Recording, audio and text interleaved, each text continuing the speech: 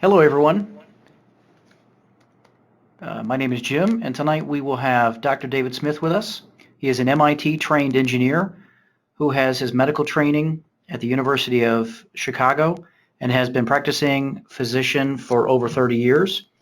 He's an orthopedic surgeon with Bone and Joint Physicians. They have multiple locations with offices in Oak Lawn, Orland Park, Homewood, and Calumet City. As we go through the presentation, if you think of any questions, please feel free to ask them in the questions box, and we will get to each and every one of them once the presentation is done. And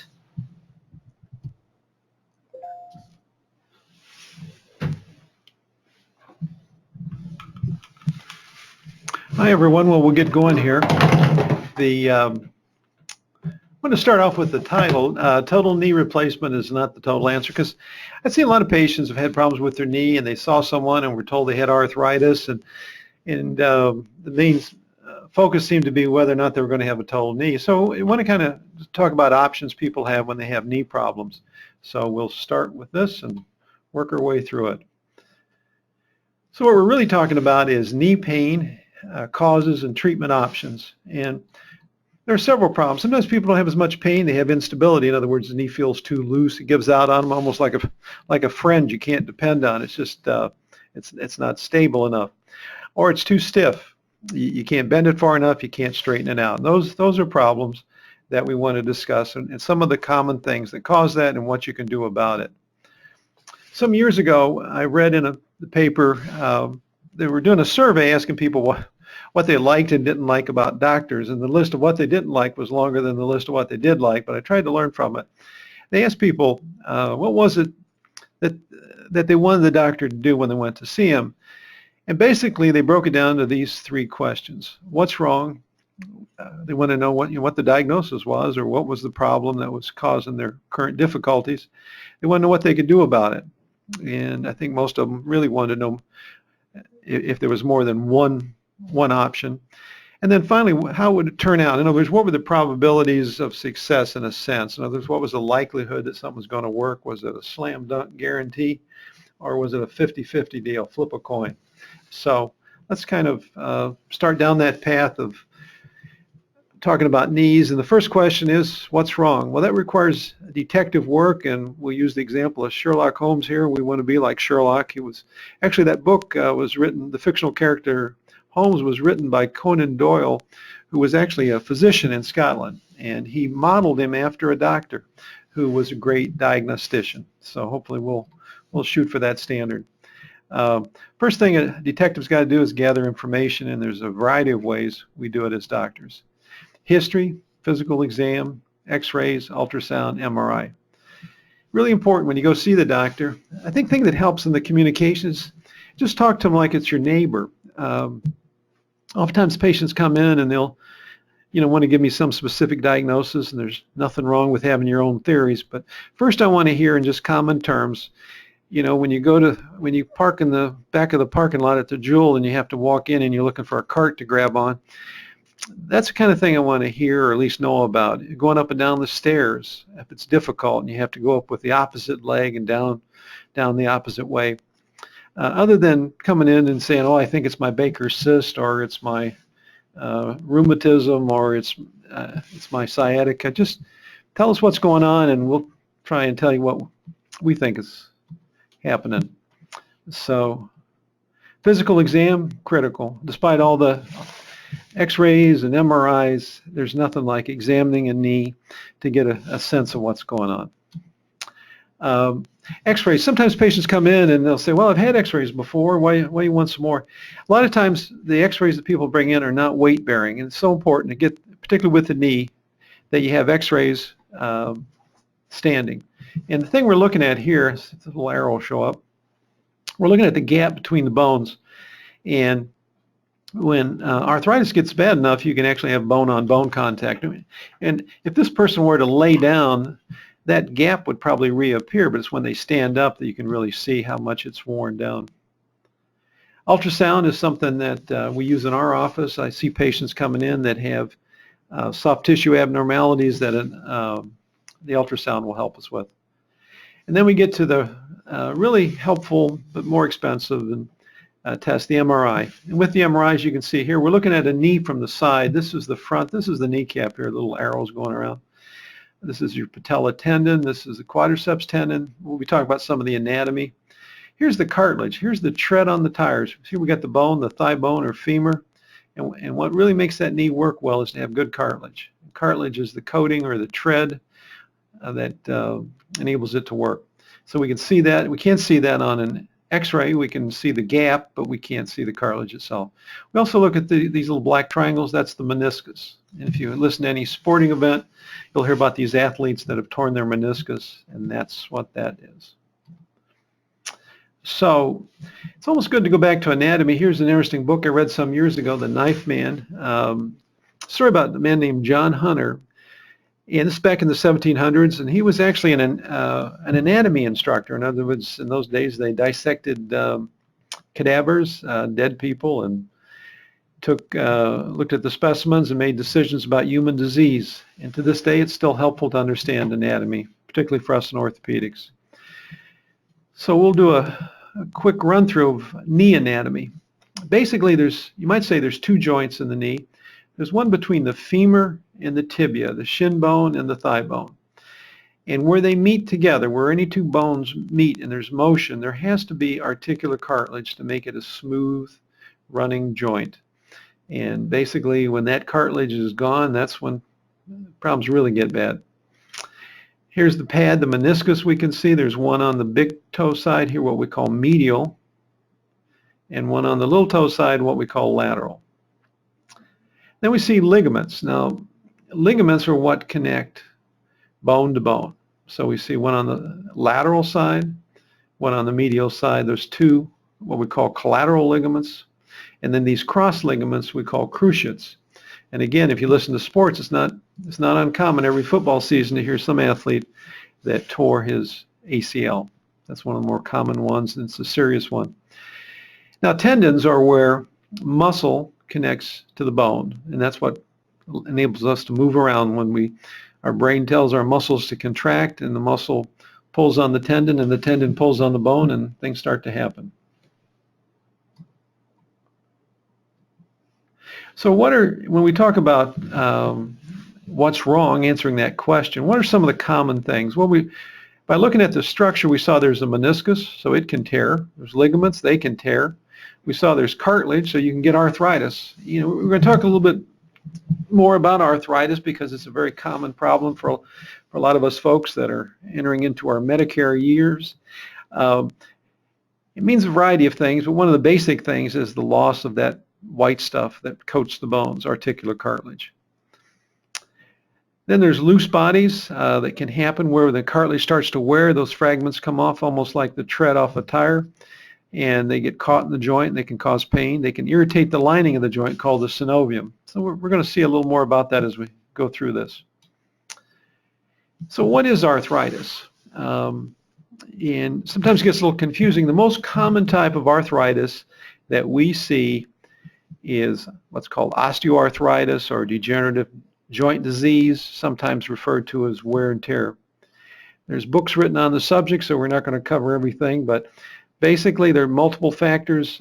Age is a big one. The older you get, the more likely you are to have arthritis in your knee. Now, there are two things that go on in the joint with the cartilage loss. One is inflammation of the joint. That's that redness that you see in someone's eye when you fall asleep with their contacts in. You see the blood vessels. You see that sort of teariness. When I scope a knee, when I look into a human knee, and they've had arthritis, a lot of times we'll see inflammation, that redness. But there's also mechanical problems. A torn meniscus is a mechanical problem. Loose bodies, those pieces of cartilage that come loose, that's a mechanical problem. And the reason to make a point of this is when you start talking about treatment of arthritis, you have to consider what the treatment is aimed at. Is it a pill or a shot that's aimed at treating inflammation? Or is it a mechanical solution, wearing a brace to take pressure off one side of the knee? Or is it scoping the knee to remove some of those mechanical problems like a torn meniscus? Here's a picture of a knee. from a cadaver. Here's the kneecap in the front. I know unless you're in the business here, but I want to stress this is the capsule. And this is so important. When there's thickenings in the capsule, they call them ligaments. But that's like the clothing that sits over the knee, and it's such a key thing. I want to really stress the capsule. When it gets thick and it gets tight, that's a problem. And even though your joint may not look that bad on the inside, if you have a tight, contracted capsule, you're going to have a painful knee. And this is a little schematic drawing, just to kind of get you oriented here. Looking at the screen on the left side is the normal. We see the bone. We see this green here. That's the capsule we just looked at, the thin membrane. And inside that membrane, lining the next layer, almost like we call this the shirt or the jacket. And this is the T-shirt underneath it, and that's synovium. And that's the specialized cells that provide lubrication, like oil. Like your car's got to have oil to run, well, your knee needs some lubrication called synovial fluid. Now, if we look on the opposite side, osteoarthritis or degenerative joint disease, what we see here changes in all those structures. So the cartilage has started to wear out, and that might be one of the early things that happens. The cartilage starts to degenerate and pieces come off. Those little pieces get embedded in that synovium, cause thickening, and you get inflammation that goes all the way out to the capsule. So that capsule gets tight. So now you got a stiff knee. And as time goes on, the bone gets exposed. It doesn't have this nice carpet anymore. The padding is lost. And those forces that gets transmitted as you walk cause this bone to actually get harder, what we call sclerotic. And sometimes little cysts form, little holes. And that's a word I know a lot of people hear cyst, and it kind of scares them. They think, women get cysts on their ovaries, and sometimes the person might have cancer. Well, that's nothing to do with cancer. It's just one of the signs of arthritis. And we see these signs on the x-ray. But what they represent, I think, is shown pretty well. If you look at the left and see the normal side, and you see how a joint changes. So what is osteoarthritis? Well, as we were showing you here, there's a variety of things going on. The lining of the joint becomes thickened. You get this pitting and erosions that can cause the person to experience pain from the inflammation. You get secondary changes in the bone, what we call bone spurs or osteophytes that form around the joint. They irritate the capsule and lead to more restriction of motion. And pretty soon you have a joint that when you just do ordinary things of everyday life, walking, standing, you have pain. When you get up from sitting at a restaurant for a while, your knee's stiff. So that's arthritis. And it's not just loss of cartilage, it's thickening of the capsule, it's overgrowth of the synovium, it's increased fluid in the joint, and all these things add to the discomfort, restriction of motion. So this is something I want to just throw in there because I feel sometimes that patients get told they have arthritis and that's it. They have a knee problem and then everyone just says, well, it's arthritis. And every time they ask about their knee, well, it's arthritis. Well, I wanted to let you see some of the combinations that can occur. You can have no arthritis and your knee can hurt. You can have arthritis and not have pain. They've done studies, and I've seen plenty of patients where they came in for the right knee and we got x-rays of both knees standing. And they had arthritis in both knees, but one knee hurt and the other didn't. So you can have an arthritic knee and no pain. And I think that's important because it means you can take an arthritic knee and treat it and maybe remove some of those problems, like diminish the inflammation or stretch out that capsule, and you'll actually lower the pain and maybe even get rid of it for a while. So no arthritis and a painful knee? Certainly. Arthritis and no pain is certainly possible. You can have pain and arthritis, but the cause of the pain may not be the arthritis. It may be that inflammation. It may be that tight capsule. And certainly the thing which is fairly frequent is you have arthritis and you have arthritic pain. In other words, the arthritis is the bad guy. So what can you do about it? We said we're going to answer 3 questions. What's wrong? We spent a lot of time on what's wrong.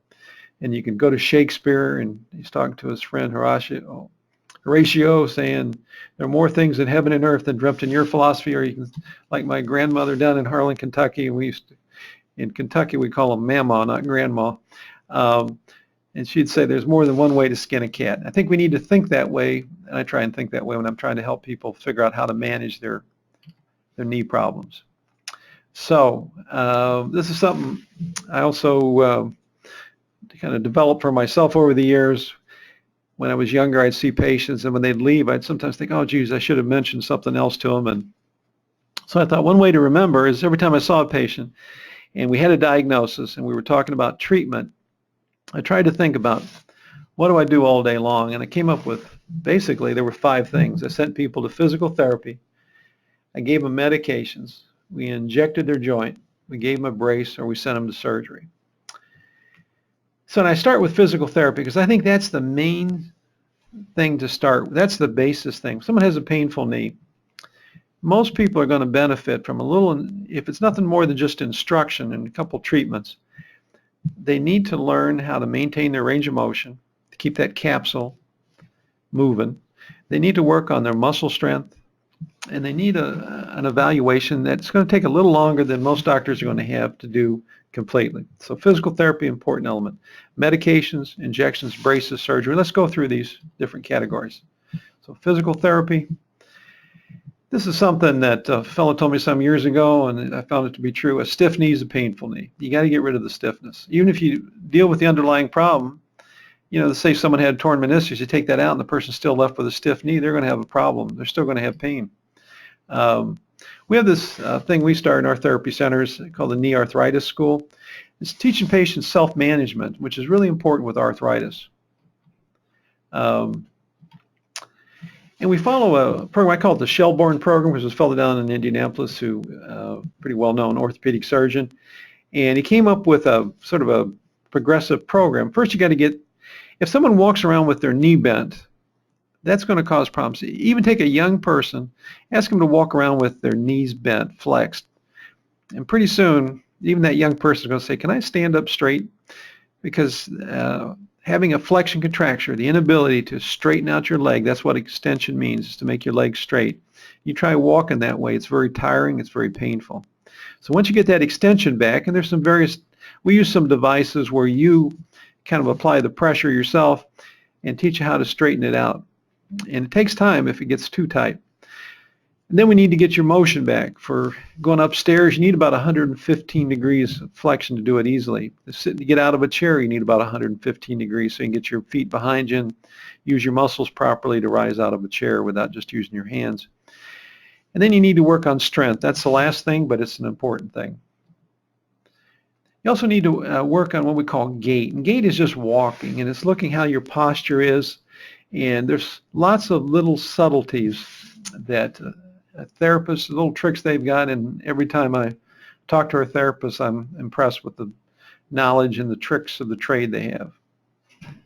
They also can look at you for what we call orthotics or braces. You can start at the feet. If you look at this picture down here, you can see that some problems can be aggravated by the condition of your feet. A lot of people that have an arthritic joint and they either bow-legged or what we call knock-kneed have some changes at the ankle that can be helped with orthotics. There's a lot of knee braces, everything from simple elastic things you'll get at Jewel and Osco to the more complicated braces. And a trained therapist can really advise you on that. So that's our first finger is physical therapy. Second one is medication. So when everybody takes Motrin, Advil, or Aleve, there's 100 different medications like that. They're called NSAIDs, non-steroidal anti-inflammatory drugs. And they're very helpful.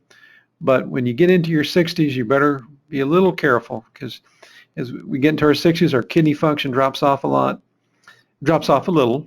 And, you know, the kidneys are working fine, but you don't want to beat them up too much with these anti-inflammatories. So if you are taking them, if you're diabetic, I'd be very careful. I don't think your internist would want you overdoing it. So I certainly think it's an important part of the treatment, but it worries me a little when people come in and they're taking Motrin, 800 milligrams, 2 or 3 times a day, and they've done it for months and sometimes years, as to what effect it could have on their stomach, their kidneys, their liver. Now, there's some other things we see up here under the category of medications other than those arthritis pills like Motrin, Advil, Aleve, Celebrex.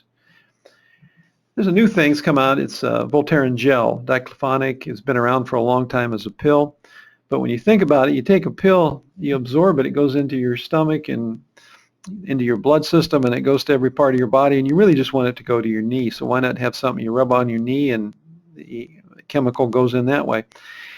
And this is something, tried it myself, given it to a lot of patients, and it can help with certain conditions. If you're a heavier person and have a lot of adipose tissue over the joint, you're probably not going to get as good of absorption, but for some people with local tendonitis, bursitis, it can be very helpful.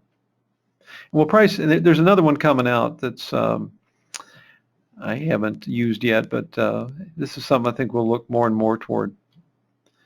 Glucosamine DS, I get asked a lot about this, not so much glucosamine DS as glucosamine, chondroitin sulfate. This does have a mild anti-inflammatory effect. I don't think there's anything wrong with trying it. It's just, I think people often are misled into thinking that these chemicals are going to rebuild their cartilage, and that's unfortunately not the case. It has a mild anti-inflammatory effect. The pills are kind of big. I tried this once myself, and I talked to a friend of mine who's an internist, and she told me, she goes, take it with applesauce. People take it with water. When you're taking really big pills, it's fascinating. Take it with applesauce, and you can swallow it better. The swallowing mechanism works better. You take it with water, that's probably messes it up more, and you feel like you're going to choke to death taking them. So a little applesauce, worth trying. It's safer than some of the other pills. Injections. There's 3 major types of injections. We'll run through them briefly just to kind of inform you a little bit. Cortisone, really helpful for a lot of people with arthritis. I think it's safer, in my opinion, it's safer than the pills for most people. How long it lasts is probably in your body 7 to 10 days. But if it puts the fire out and the fire stays out for a while, meaning the inflammation, then that's great. So I often start with cortisone. And I mean, if you're 20 years old and you want a shot of cortisone so you can play in the basketball game tonight, that's not a good idea. But if you're 65 years old and you're trying to put off for a while having a knee replacement, I think it's a very rational, reasonable thing to do. Viscosupplementation.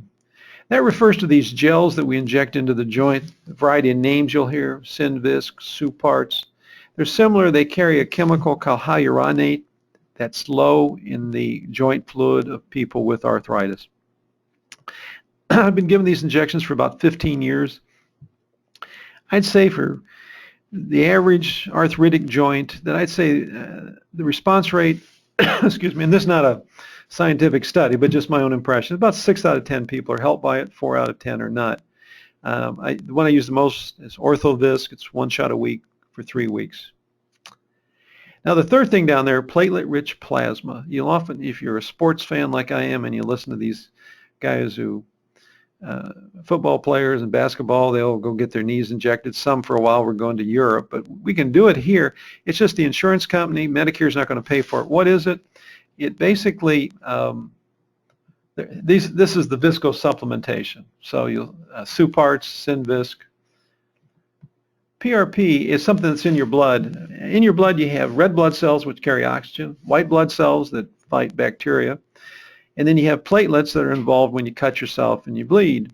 But those platelets help form the clot also have little packages of chemicals in them, and there's a whole bunch of them and all hard to pronounce.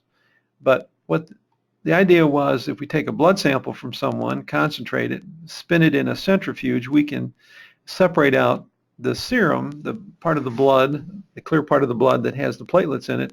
And here's some of the chemicals, and if you want to read about them, feel free.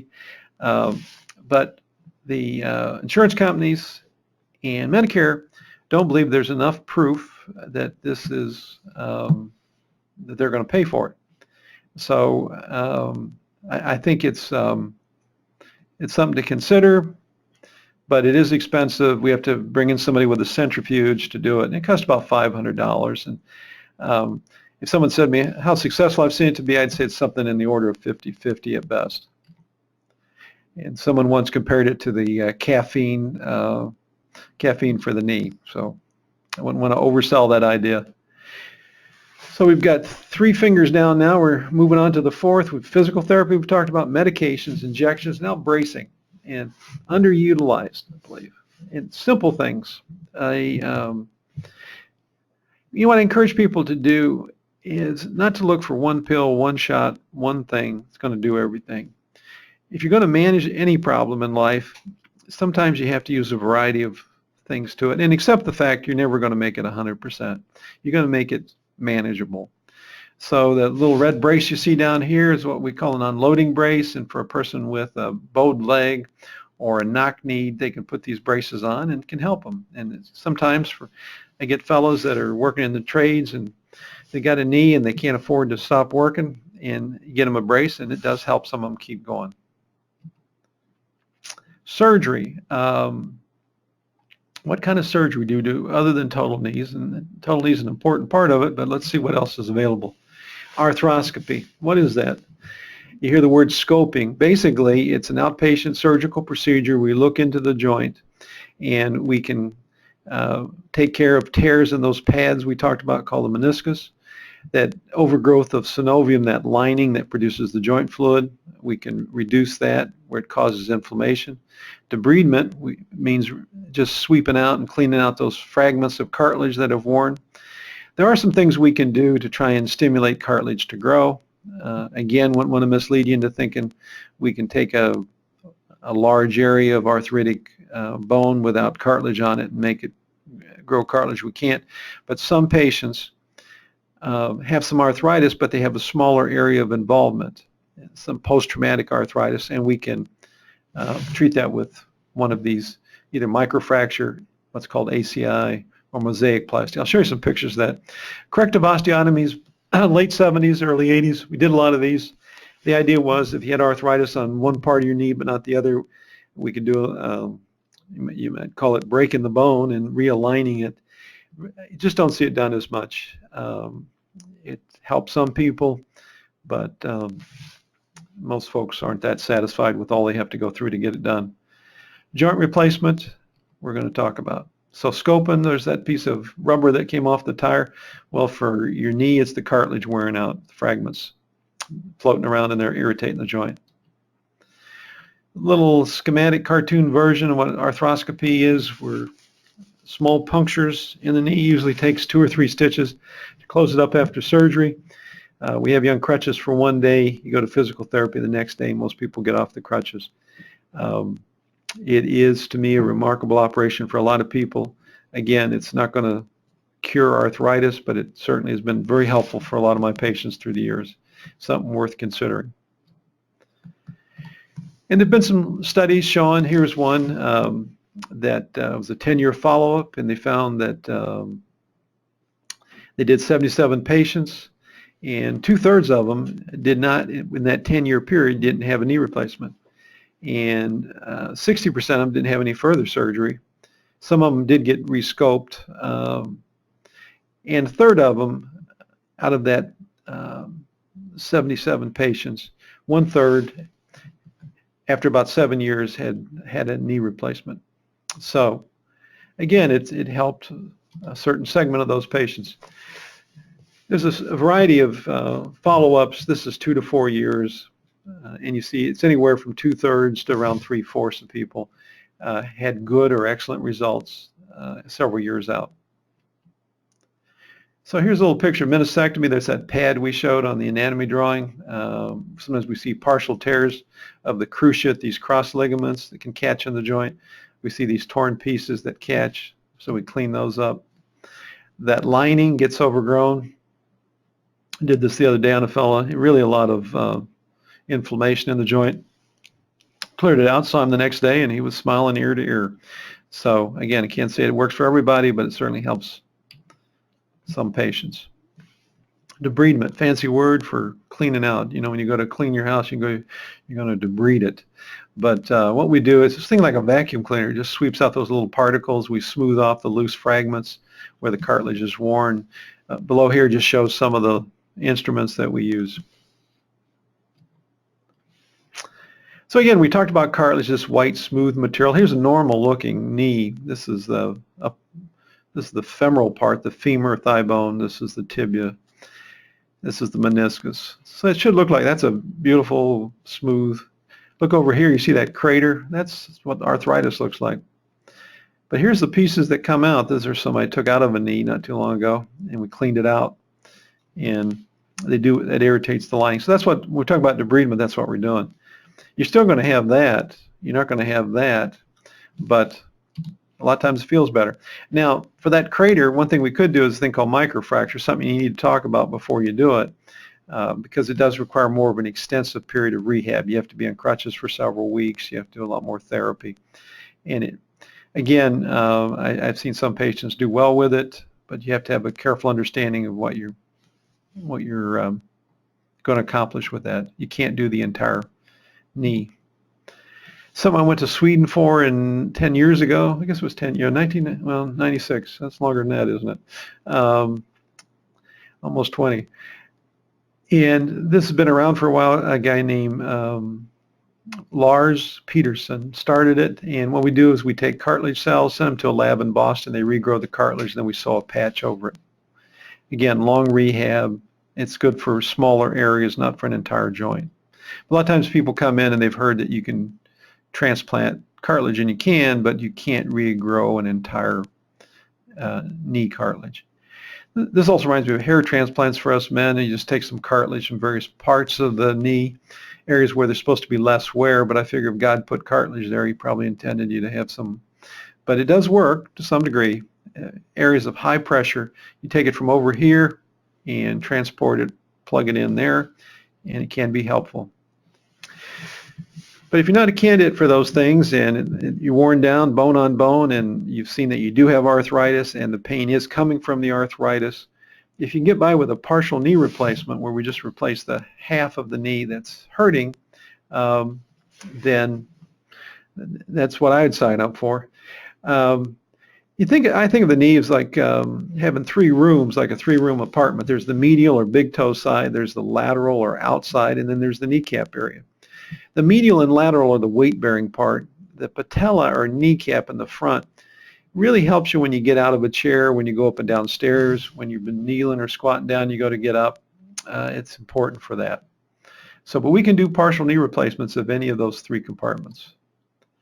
Now, just to give you a picture of progression of arthritis, this is this all-back system. This guy, he's got a little narrowing here. If I saw a patient with this, I'd think, well, maybe a cortisone shot, maybe some gel injections. You get into stage 2, you can still try those things, but you may be moving into the category, these 2 areas here, where you could do a partial knee replacement. You get to this, the only chance you have is a total. And the reason I like partial is I just see patients, some say it's near arthroscopic rehab. Well, I think it's a little more than that, but it addresses the ligaments being too loose where the joint's worn down. It addresses the sclerotic hardened bone that forms underneath there. It's basically what we call treating a segmental disease, which osteoarthritis to a large extent is that. One compartment will be worn out pretty far, and the rest of the knee could look pretty good. So instead of doing all 3 compartments in total knee, you can do that one part. Much quicker recovery. Much happier patients from what I've seen through the years. And it preserves bone for the future. If you're 50 years old and hopefully you're going to make it to your 90s, you might need to have it replaced whether you have a total or a partial. Because when you look at it, here's a little Venn diagram someone did of the frequency in a group of patients. 166 of them had only the medial compartment, or they had 166 plus 38 that had medial compartment arthritis and patella kneecap arthritis. So there was only this small group here that had all 4. They had all 3 that had lateral, medial, and patellofemoral. So what's a uni look like? Well, it looks like half of a total knee in a way. It's got a metal runner here, plastic, and then a metal base. But if it catches anyone's interest, when you come in, we could talk about it. How long do these things last? Well, it depends who you talk to, but there have been some long-term studies. Berger, who's a well-known knee surgeon in this area, his series was, I think he's up to even further than that now, but it was 96% at 13 years. I saw a thing, I think it's close to 20 on some patients, and it was probably 91 or 92%. So they can last a long time, and it's starting to rival what you would see with a total knee. Here's a prospective study where they randomized them, and the unis really came out good. This is what we see. When you look at outcome, oftentimes doctors use this scale, which is kind of hard to figure out how it's done, but what you'd call an excellent result, what you'd call a good result, fair, and then poor. So excellent is really a person doing very well and minimal problems. Good is good, but much higher excellent results all of us see with the unis. Now sometimes you can't do a uni. If all three compartments are involved, it doesn't make any sense to just do one side. For the totals in this study, you can look there, it said 53% excellent at 15 years and 76% hardware survival. Most total knees do better than that, but again, it's one study. Total joint replacement, basically three types, and sometimes I don't think patients are aware of that, so I'd like to educate you to it. There's cruciate retaining, posterior stabilized, and constrained. What's that mean? There's four major ligaments when we looked at the anatomy of the knee, and with a partial, you keep all four. With the cruciate retaining, which is what I use almost exclusively, you keep three. Posterior stabilized, a lot of doctors, some doctors feel you just they think you get your range of motion quicker with this, but you only have two ligaments left of the four. And that takes away, I think, some of the sense of what we call proprioception, knowing where your knee's at. And so, to me, CR is what I'd go with. But you can go to meetings where they could spend hours, best guys in the world, debating back and forth. Both can give very excellent results. Constrained, stabilized, for knees that have really become progressively arthritic and deformed, you may need a more constrained knee that has a post that's in the center, and I have to show you a picture of it. But anyway, so what's the message here? Well, if you wait too late, it's like anything. If you do it too early, that's not good. If someone has a total knee before when they could have got by with injections and pills, a lot of times those patients won't be happy with their total knee. Why? Because maybe they had pain levels of 3 or 4, and pills and shots could get them down to 2 or 3, and while it wasn't perfect, now they get a total knee, and total knees are not perfect. It's a long program. For the person who really has advanced arthritis and really is restricted, total knee is an excellent thing. So it's a balancing thing. But if you wait too late, in other words, a lot of deformity develop. You let that capsule get too thick. You get the ligaments worn down. Then instead of a CR, you need a PS or maybe even a constrained joint, and you're moving further up on the complexity. Just some of the things that we use at Ingalls. They've been very supportive of our joint program. We have this computer-assisted surgery thing I've used for a number of years, and it's great for getting the knees aligned, which is the critical thing of a total knee to work well. You have to have them lined up well. And we do it now without the metal rods that people used to put in. I think it's an excellent tool. There's a lot involved in putting in a total knee and balancing it out. Computer is very helpful. And this just kind of shows how it works. Here's the patient on the table. This light-emitting diodes are put on a little guide that we use and allows us to make the appropriate cuts. We can see exactly that. And I think it's a great advantage. So if you're going to have a total knee, certainly you want to get an idea. You're going to have a CR, PS, constrained. You can get some idea. Let the doctor talk to you about that. You want to go someplace where they do a lot of joints.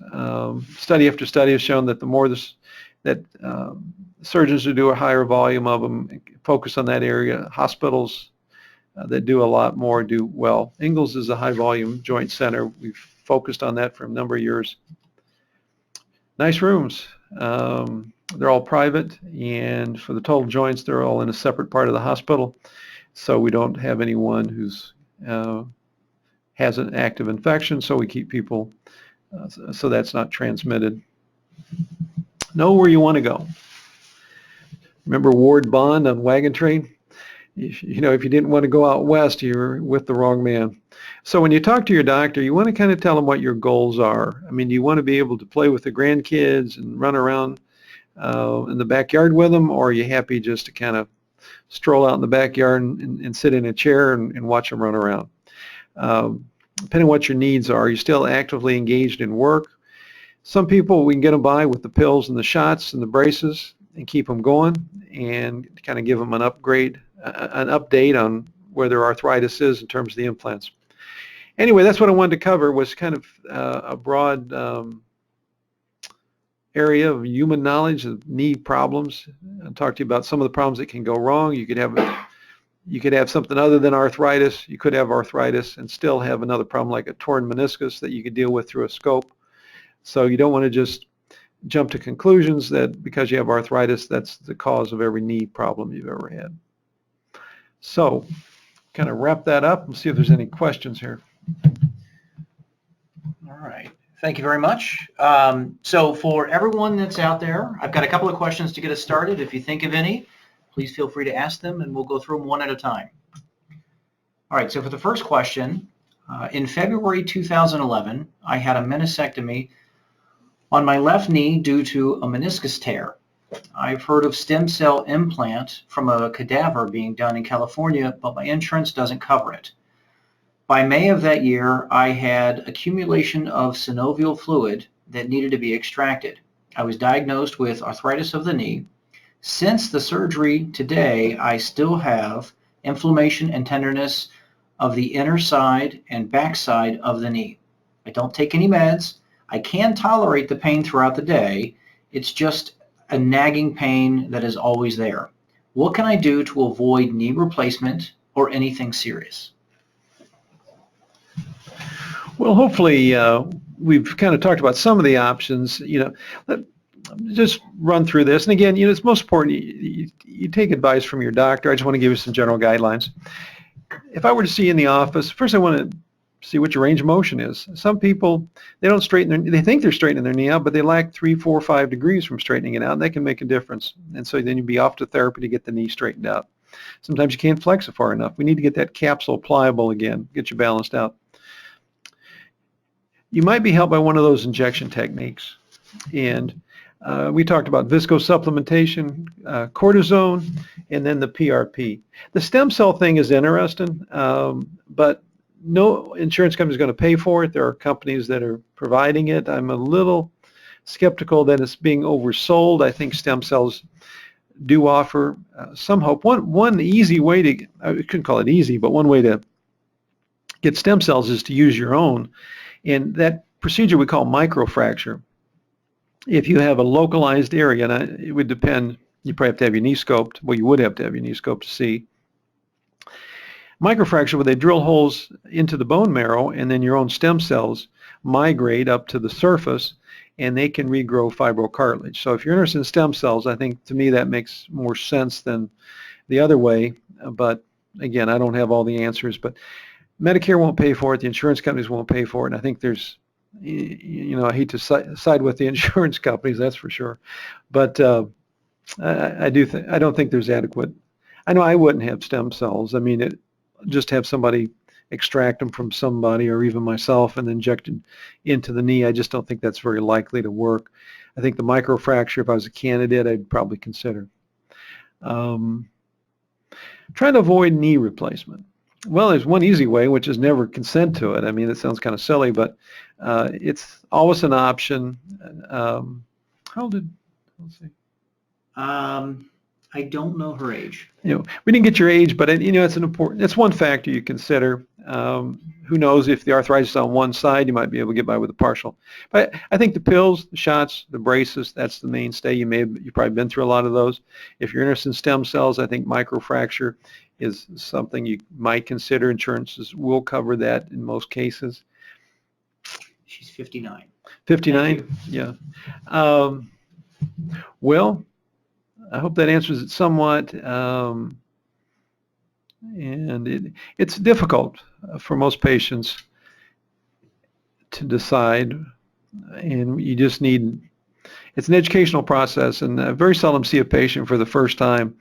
I guess I do occasionally, and the only thing possible is a knee replacement. Usually there's some other things that can be tried. But certainly knee replacement for a lot of people can be a blessing, and you can get it done and put it behind you, and for a lot of people allows them to move on in their lives, not be dealing with this chronic pain that keeps them from doing things. Okay.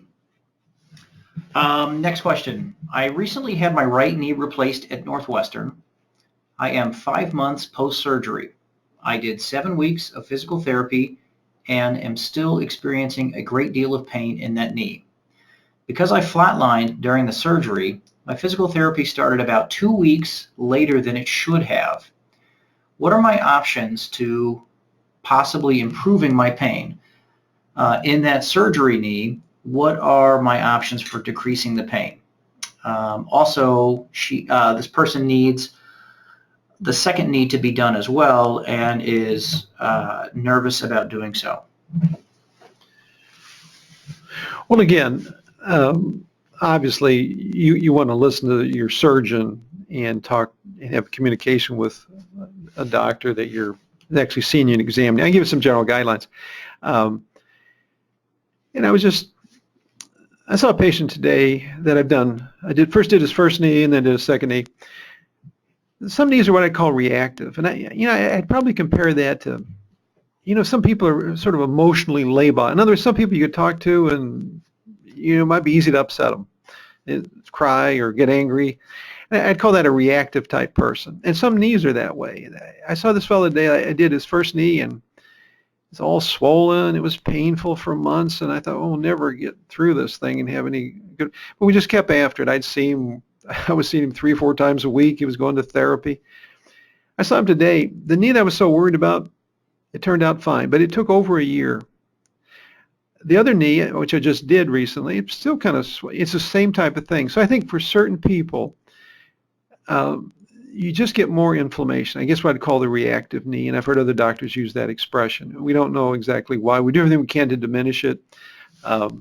So I think that's one thing. And what I would advise in most cases is, you want to talk to your doctor to make sure there's nothing else going on. But it's not uncommon. It doesn't always happen, but certain groups of people are going to continue to have problems. And I often tell patients it takes about 6 weeks to get to about 60% of what you're going to be. But to get to that 90% point, that's probably 4 to 6 months. And when I see people at 6 months, I know they're going to be better when I see them at a year. So try and be patient. See your doctor. Listen to him. He did the surgery, and he can, I think, best advise you. Okay. The next question is, what is the expectation for gel injections to remain effective?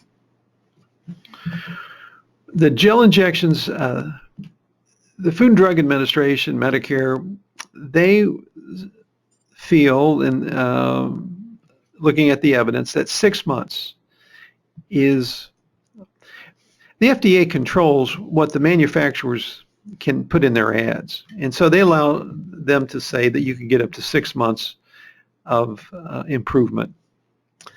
Now, I've seen patients who it lasted longer, where they've gone a year, and I've had patients go a little longer, and then they'd come back a year and a half, 2 years later, and then get them repeated.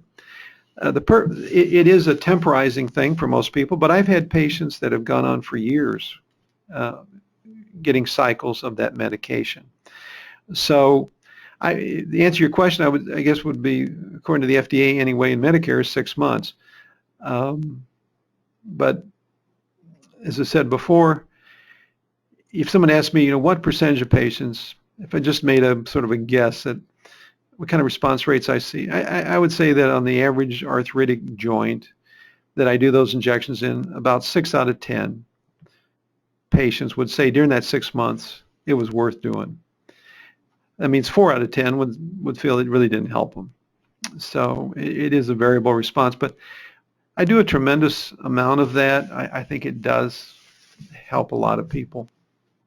Okay. Looks like we've only got 2 questions left. So if you've got more, please feel free to ask. September 9th, I had arthroscopy surgery on my left knee with limited recovery so far. My wife is faced with having knee surgery soon. 4th time for me and first for her. Is 4 to 6 months for recovery normal for a 66 to 70-year-old in average health? And what are your thoughts on injection and stem cell treatments? Just to make sure I understand here, Jim. So he had his knee scoped, and you're asking how long it takes to. He's had limited recovery so far. He's asking for knee surgery. Is 4 to 6 months of recovery time normal for 66 to 70-year-olds in average health? Okay. Well, for a total knee, yeah, 4 to 6 months, I think, is not on. It's certainly a reasonable period. It depends how you define recovery. I often tell patients, it's 2 days in the hospital. It's using crutches or a walker for at least 4 weeks, and probably a cane for a while after that. It's several months of physical therapy, and to get to that 90%, 4 to 6 months. That's for a total knee. For arthroscopy, I certainly don't expect it to last that long. I can tell you from my own experience of thousands of knee scopes over many years, some patients, unfortunately, it doesn't help them. You do the scope and, you clean it out, do some of the things we talked about here, and the person comes back and they continue to have problems. And that means that treatment was not sufficient for that problem. Either let's say if it's arthritis, it's more involved. There's just some other issues going on. Normal time for physical therapy, usually, after a scope, I'd say it's about 4 to 6 weeks. Okay. We have one last question of somebody who unfortunately was not able to attend, but we might as well ask it in case somebody else has the same question. Her question is, how much is too painful? Should I wait until I'm unable to walk before proceeding to a knee replacement? Well, I hear that from patients occasionally, and maybe they're just simplifying what their doctor told them. I think that there isn't any one answer for that, but what it is, we all have different ways of saying things to patients. I've often said that when the knee becomes your boss, in other words, when people say, hey, let's go out and go for a walk in the park, or let's go play a little bit of golf, and you go, no, I can't go, my knee's hurting me too much. Well, then the knees become your boss. And I think when you get a boss that won't let you do things, maybe it's time to get a new boss, and that might be a total knee. So I don't think the idea that you should wait until you're crawling around, and in particular, I don't think you should leave it untreated. Just because you don't have a knee replacement doesn't mean you should just let it go. I think you need to try to at least manage it. And one of the things in the management thing is to get in with a therapist for just a brief treatment, learn about how to keep that knee straight, how to keep it bending, keep that capsule loose, and that may require you to get a shot of cortisone every once in a while.